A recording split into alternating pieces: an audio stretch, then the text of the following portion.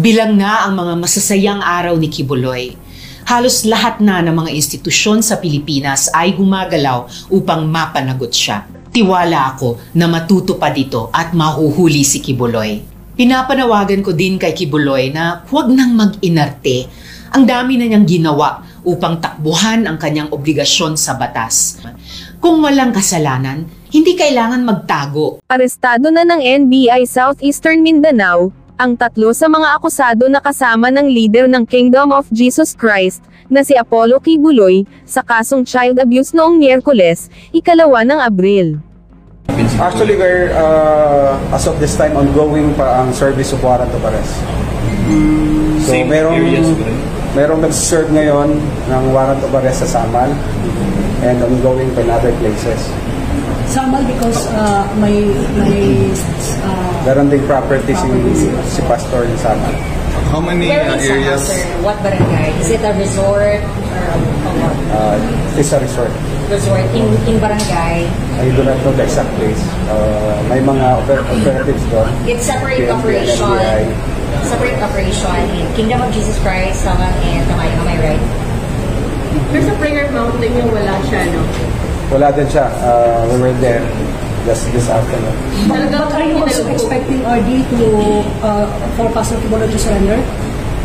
We're expecting, sana, na mag-surrender si Pastor. How do you check, sir, sa prayer? Talagang hinalubog nyo lahat? Pinuntahan namin lahat yung mga possible na mga locations kung saan siya nabalaki dati. Ayon kay Attorney Archie Albao, direktor ng NBI SEMRO, nasa kustodiya na ng pulisya ang punong barangay ng Tamayong na si Crescenti, Canada, habang sumuko naman sa tanggapan ng NBI sa Davao City sa hapon, sina Pauline Canada at Sylvia Semañez. Sinabi ng abogado ng 3 individual na magbabayad sila ng piyansa sa mismong araw ng pag-aresto. Bilang na ang mga masasayang araw ni Kibuloy, halos lahat na ng mga institusyon sa Pilipinas ay gumagalaw upang mapanagot siya. The PNP in Davao previously expressed its willingness to work with other law enforcement agencies in arresting the Kingdom of Jesus Christ leader. Tiwala ako na matutupad ito at mahuhuli si Kibuloy. Once he is arrested, the Senate Committee on Women, Children, Family Relations, and Gender Equality will expect his appearance in our next hearing. Pinapanawagan ko din kay Kibuloy na huwag nang mag-inarte. Ang dami na niyang ginawa upang takbuhan ang kanyang obligasyon sa batas. He should just cooperate and properly answer the accusations hurled against him. Kung walang kasalanan, hindi kailangan magtago. Muling higit na pasasalamat sa mga biktima ni Kibuloy na buong tapang na lumalaban. Papasaan pa at ang katarungan ay makakamit din. Samantala, hindi pa natatagpuan si Kibuloy sa Prayer Mountain sa Tamayong, simbahan ng KOJC sa Buhangin District, at sa kanyang ari-arian sa Island Garden City of Samal. Sa ngayon, patuloy pa rin ang isinasagawang paghahanap ng mga awtoridad kay Kibuloy. Kahapon kasi mismo, ay inilabas ng Davao Regional Trial Court ang isang warrant of arrest laban kay Kibuloy sa kasong sexual abuse. Nahaharap sila sa kasong paglabag sa Republic Act 7610, or the Anti-Child Abuse Law, partikular ang sexual abuse sa isang menor de edad, at ang pagmamaltrato. Mula pa noong nakaraang buwan ay nagtatago na si Kibuloy sa contempt warrant, na inisyo ng Senado, bunsod ng hindi niya pagsipot sa mga pagdinig, hinggil sa mga umano'y sexual at pisikal na pang-aabuso sa ilang miyembro ng KOJC. Samantala, nakapagpiyansa na ang 3 akusado na kasama ni Pastor Apollo Kibuloy sa kasong child abuse, na sina Kapitan Crescenti, Canada at 2 pa na mga babaeng akusado. Dadalhin sila sa NBI office para sa release naman mula sa NBI custody.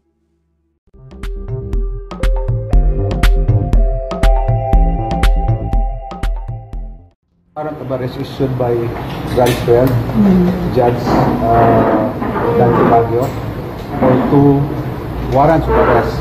One under Pastor Kibuloy for 2 cases of child abuse. The other one, 6 sila na accused. And 1 warrant of arrest recommended 200,000 bail.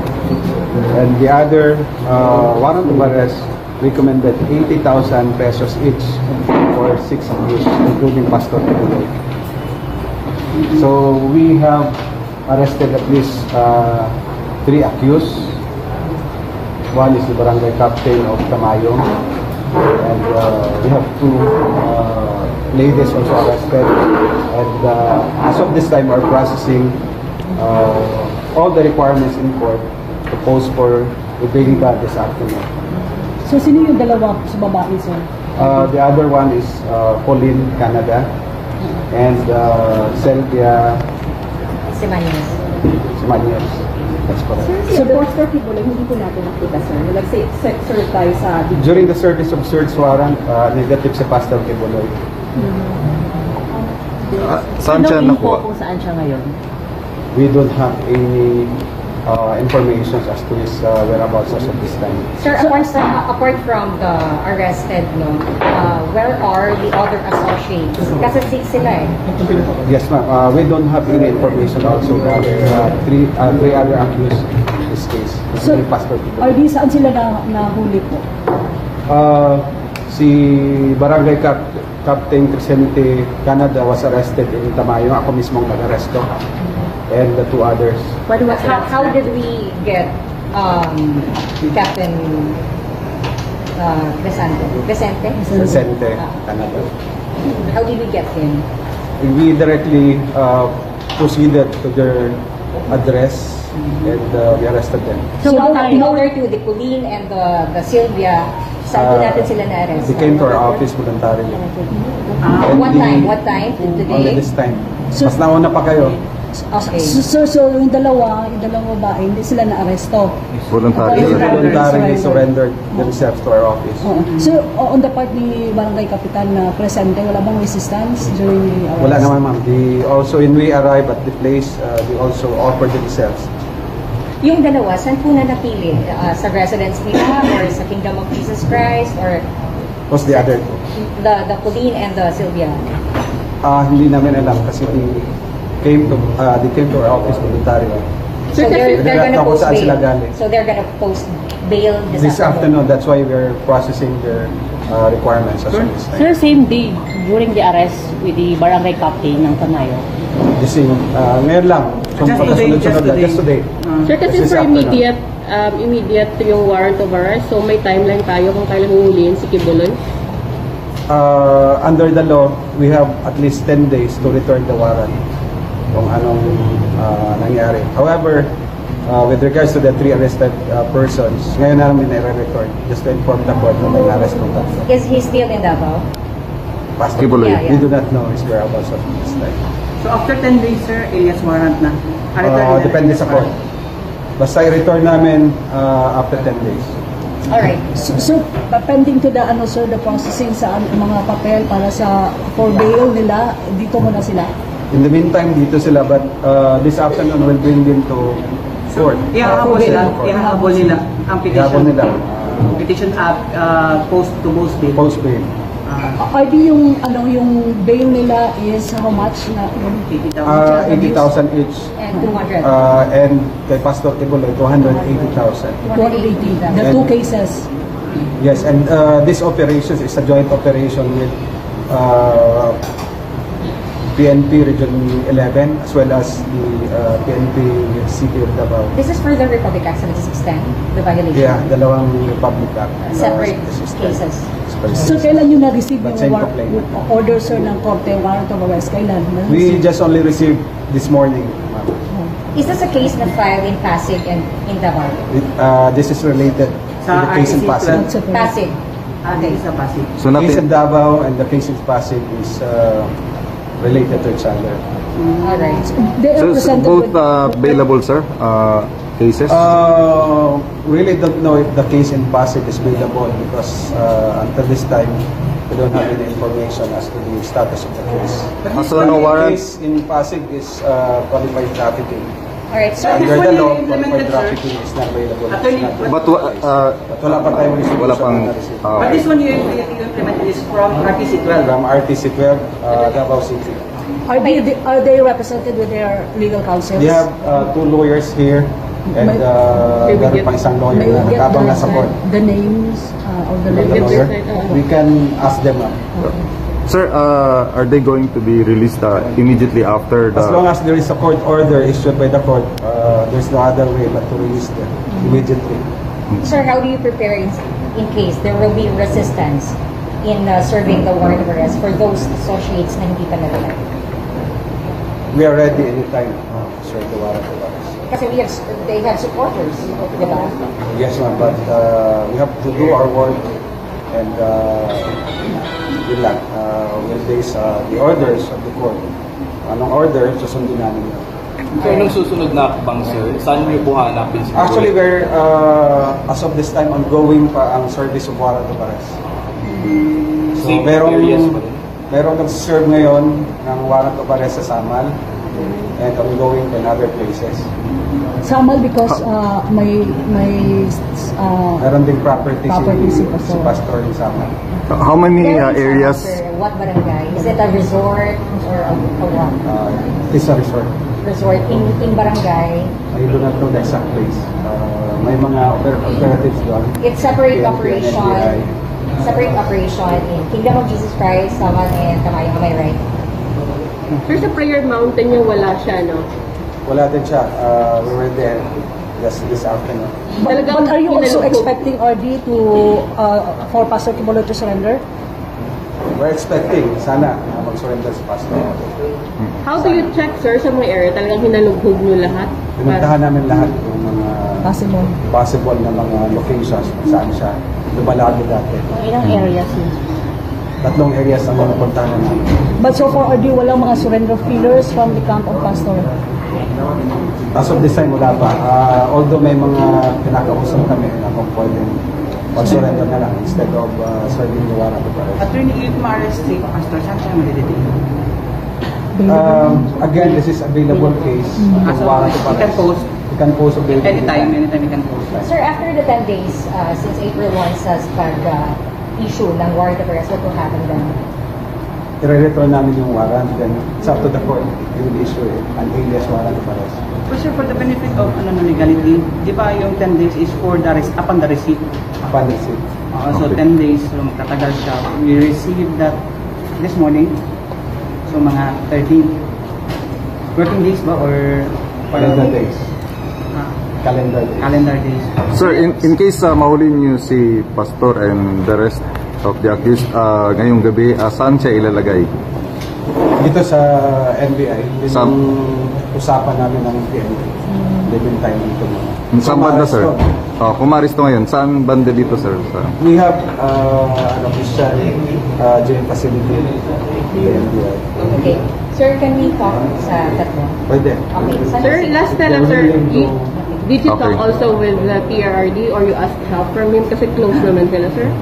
Wala. Hindi namin nakausap si PRRD. You will try to talk to him? We will. We have a chance. Alright. Thank you. Thank you. Okay. Salamat. Ang malinaw ay meron ng desisyon din ng Korte Suprema na magiging dahilan kung bakit hindi na talaga po pwedeng iusad pa yung investigasyon ni Ontiveros.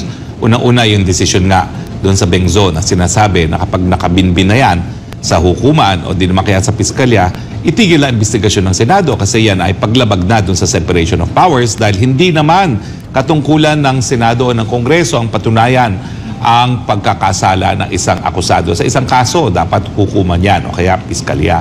At meron din isa pang kaso na nagsasabi na kapag natapos na ang committee report, at ito naman po ay applicable sa Kamara, no? Wala nang dahilan para magpatuloy ang contempt kasi kaya mo kinukontempt, hindi ka makagawa ng final resolution sa pamamagitan ng committee report. Pero kung despite the absence, nakagawa ka naman ng committee report, para pa na ikaw ay magko-contempt ng isang witness, no, or isang resource person sa pagdinig na ginagawa ng ating Kongreso. Yun nga po nakakalungkot, parang baliwala na lang yung ating saligang batas, no? Kung mga mambabatas natin mismo magbabaliwala dyan, para pa. Paano pa ang poder ng senador, ng mga senador na magreklamo kapag malalabag ang ating saligang batas pagdating tong sa pagboboto, kung ang Kongreso ang magsasuggest ng amendment sa ating saligang batas, kung ang Senado mismo ay hindi susunod sa saligang batas. So para nga po magkaroon ng ngipin ng ating saligang batas, dapat lahat po tayo sumusunod. Kasama na po ang mga makapangyarihang mga kongresista at mga senador. Yan lang naman po ang hinihingi natin. Merong batas, merong saligang batas, ipatupad po natin ang sinasabi ng saligang batas. Kawawa, attorney, yung taong bayan, lalo na yung mga ordinaryong Pilipino. Kung si Pastor Kibuloy nga, may ganito ng kakayanan, inaapi pa at inuusig. Papaano na lamang yung mga walang-wala talaga, mga ordinaryo, gaganunin na lang nila ng simple, kung ano yung gusto nila, kaya nilang abusuhin gamit ang kanilang kapangyarihan. Kaya nga sinasabi natin, no, kung anong kapalaran ng SMNI po pwedeng mangyari yan sa ibang mga media outfits. At sila'y mag-isip dahil sila nung panahon ng kampanyahan, lahat sila ay linabanan at kinonsiderang kalaban itong kandidatong Bongbong Marcos para presidente. Pero kung nagawa po sa SMNI ito na tanging sumuporta sa ating PBBM nung eleksyon, ano pa kaya ang gagawin niya sa mga naging kalaban? Antayin natin ang susunod na kabanata pagdating po sa ating kalayaan ng malayang pamamahayan. Total, uso naman yata ngayon yung political persecution. At marami po nagsasabi na si Pastor Kibuloy ay politically pinipersecute. Ano po bang masasabi ninyo dito sa mga, kung meron lang po kayong opinion dito sa mga ibinabatong batikos at mga balita dito kay Pastor Kibuloy? Copy, Boss Dada. Nung nagkaraan, mayroon akong nagawang video rin yan at na-send ko. Full support din ako kay Pastor Kibuloy sa kanyang mga pinagdadaanan ngayon. Yun kasi, Senate kasi ang alam naman natin na questionable daw yung mga characters or reputation ng involved na senador doon sa committee na yon. So, tama ba? Nasa batas ba na pag... kasi hindi sumisipot si pastor Kung nasa batas na huliin siya, hindi huliin siguro. Pero kung wala sa batas, bakit kailangan niyang pumunta? Ang sa akin dyan, mayroon naman tayong court na didinig sa kaso ni Pastor Kibuloy kung mayroon man. At tignan natin na humarap yung mga witnesses na laban sa kanya at ipresenta yung mga ebidensya laban sa kanya at pabor naman sa kanya na ebidensya niya. Ganon naman ang takbo ng ng hustisya natin. Ito lang, hindi naman kasi ako senador, kaya hindi ko alam kung may authority or power ba talaga sila na mag-execute or mag-issue ng isang warrant of arrest para arestuhin itong si Pastor Kibuloy. Kasabi ko nga, kung mayroon, so be it. Ganun talaga, kung mayroon talagang authority. Kung wala naman, bakit ka magpapa-aresto? Yun lang naman ang masasabi ko. Para sa iba pang karagdagang mga balita at impormasyon, ay huwag po nating kalimutang mag-like, share at comment sa video na ito, at huwag po rin nating kalimutang mag-subscribe to continue supporting us. Maraming salamat po sa inyong panonood, at naway tangkilikin po ninyo ang aming YouTube channel.